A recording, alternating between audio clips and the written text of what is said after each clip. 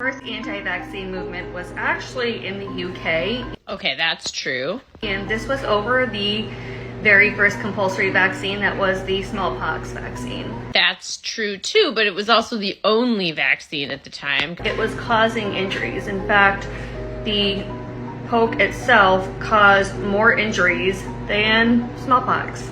The UK started mandating the smallpox vaccine for children under 3 months of age in 1853. In 1853, we didn't know about germ theory, we didn't know about safe needle practices, and there were infections from vaccination back then. But smallpox was a devastating disease, and what she stated about the fact that the vaccine was causing more injuries than smallpox is just simply factually incorrect. What cannot be ignored is the effect that this compulsory vaccination campaign had on the death rates. Death rates fell by like 50% in children.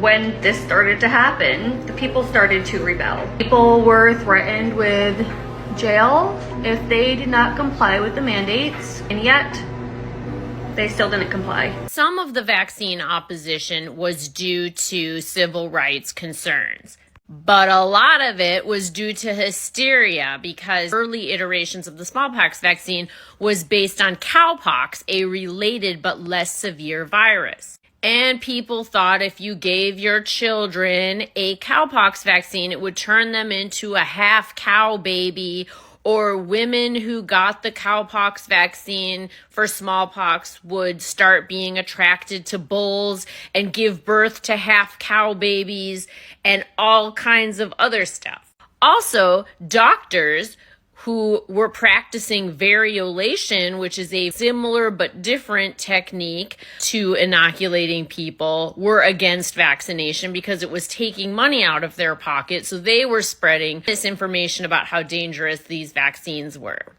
And additionally, we didn't have scientific consensus in the 1800s about vaccines.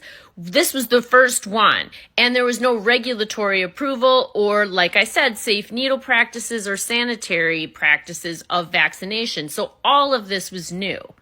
So really, you cannot compare what was going on then to now. The jails became so backed up from the sheer number of people who refused to comply that the systems became overwhelmed and they did away with the mandates.